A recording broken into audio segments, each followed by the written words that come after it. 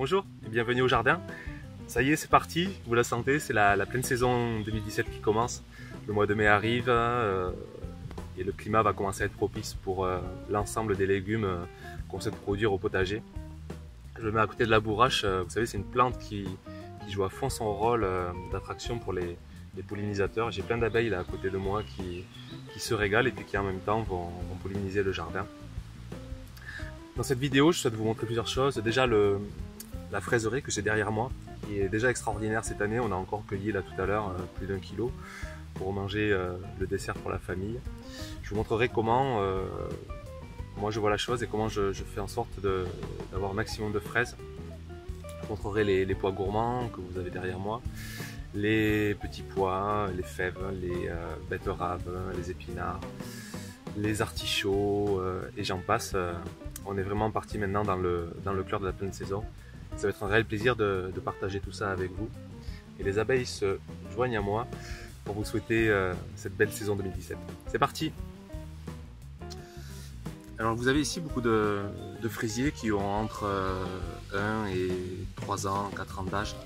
Ici, si on s'amuse à compter, regardez, sur un seul fraisier, vous en avez 2, 4, 6, 10, 12, 14, 16, 18, 20. Vous avez largement une trentaine de fraises sur un seul fraisier. Pour vous dire vraiment la production assez conséquente. Les fraisiers se reproduisent par ce qu'on appelle marcottage, c'est-à-dire qu'un fraisier mère va émettre un rejet que vous pourrez planter dans la terre pour avoir un nouveau fraisier. Ce qui fait que rapidement, il suffit que vous plantiez 10-15 fraisiers la première année pour en avoir quasiment le double l'année suivante et ainsi de suite. Alors suite à une première vidéo, il y a beaucoup de gens qui m'ont dit mais t'es hyper dense dans la plantation de tes fraisiers. Oui, mais si vous avez une terre riche, si vous travaillez en permaculture, si vous faites très attention à votre sol, aucun problème pour avoir une densité accrue de vos fraisiers et au contraire, vous allez voir que c'est l'abondance à l'intérieur. En plus de ça, quand vous avez une densité de fraisiers, quand vous vous mettez en aérien, vous ne voyez pas les fraises et donc les oiseaux ne voient pas non plus les fraises. Ça vous évite de vous faire manger une partie de la production. Alors le premier facteur clé de succès pour ma fraiserie, je dirais que c'est le sol. Si je vous le montre plus en détail, donc vous voyez que vous avez en fait un mélange de fumier, de compost, de BRF, donc de broyat de rameaux que je fragmente, des rameaux que je broie et que je mets en paillage. Tout ça fait que vous avez un sol très riche.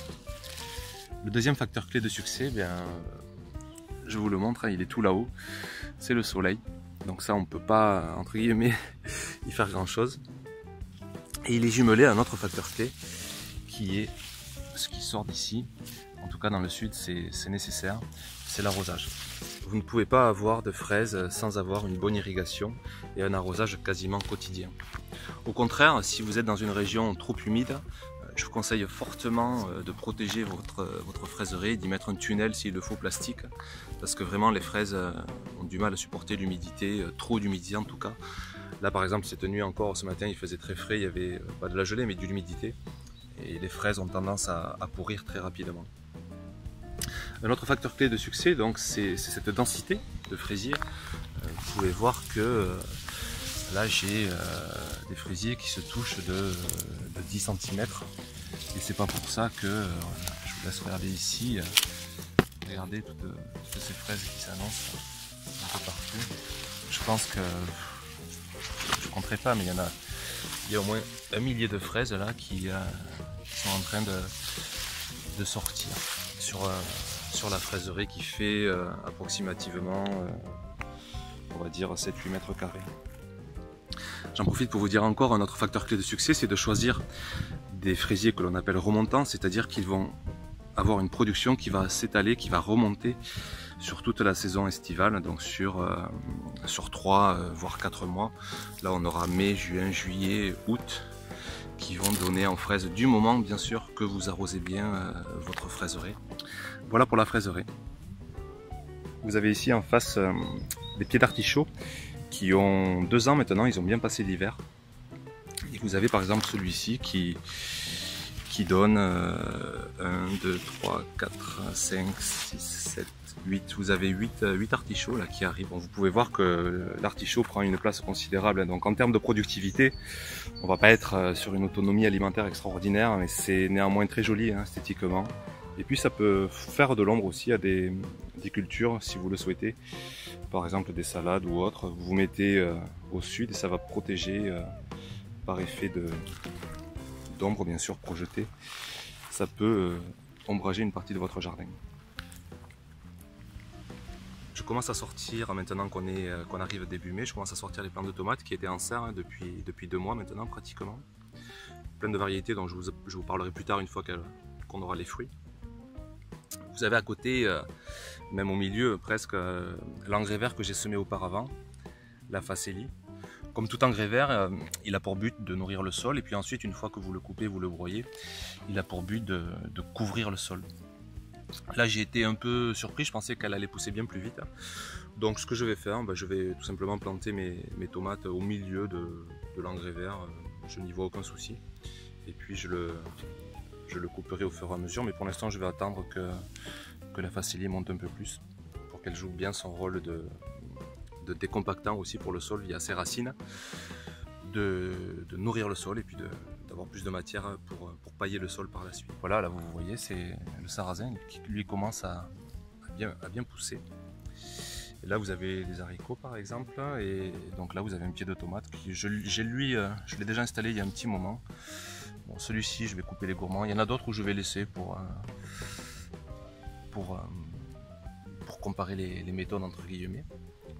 Donc vous voyez que c'est des pieds de tomates qui sont vraiment déjà bien costauds, bien robustes, ils ont bien vécu la serre.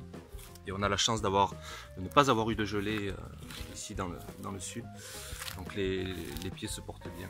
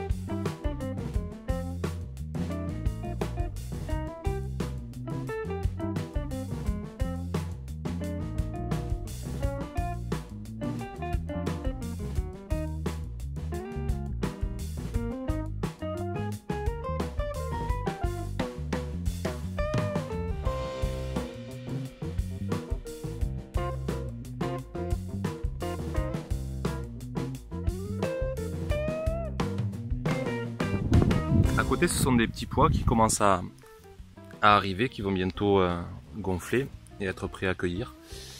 Hop, essayer d'aller là.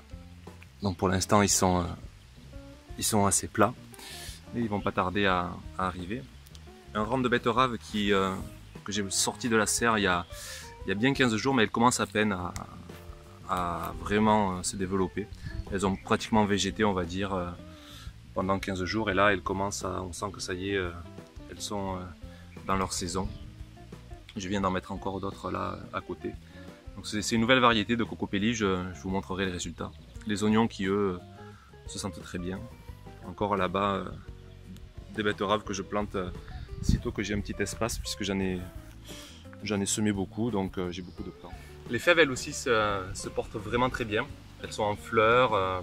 Alors j'ai pas eu le temps de les planter à l'automne dernier, sinon je pense que j'aurais déjà des récoltes. Mais néanmoins pour un semis de début d'année, je les ai plantées mi-février. Donc on est à 2 mois et demi. Je pense que d'ici 15 jours on aura les premières récoltes. J'ai dû traiter les fèves au savon noir. Le savon noir est le seul produit que je m'autorise, qui est 100% bio, 100% naturel. Et qui est très efficace, que ce soit, je le mets même sur mes fruitiers et sur les fèves. Sitôt, il faut être vigilant à l'apparence de trop de pucerons, parce qu'un petit peu c'est pas nuisible, mais si vous en avez de trop, vous avez vraiment les têtes des fèves qui ont du mal à prendre le dessus. Donc une pulvérisation de savon noir, vous le diluez à entre 10 et 20%. C'est assez radical en tout cas sur les buissons.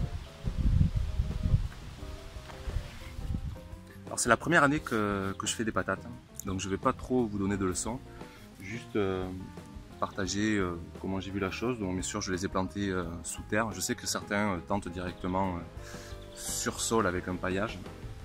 Donc moi je les ai plantés 10 cm sous terre. Je les bute avec beaucoup de compost, de tonte de gazon, un petit peu tout ce que j'ai sous la main. Là on en est à un peu plus de 30 jours après la plantation et pour l'instant elle se porte à merveille et j'y compte beaucoup pour l'autonomie alimentaire, pour pouvoir se nourrir sur une année notre famille de 4 personnes. La première fois aussi que j'essaie des navets. Bon, d'ailleurs on commence déjà à les voir apparaître. Alors je crois que j'avais noté quelque part sur une étiquette, je crois que c'est des navets de marteau, on appelle ça. Je vous les montrerai une fois que je les récolterai. Pour l'instant on les laisse grossir, là ils ont à peine 30 jours à peu près de plantation. Hop, il y a une carotte qui s'est échappée, parce que j'ai un semis de carottes là qui est en train de prendre à côté, avec d'autres navets, des carottes qui sont un peu mélangées aussi. Ça on verra plus tard. Un semis de salade aussi qui a très bien marché, que j'ai repiqué, que j'avais commencé en serre. Et des haricots rampants qui sont en train aussi de sortir. Donc j'ai simplement mis des roseaux.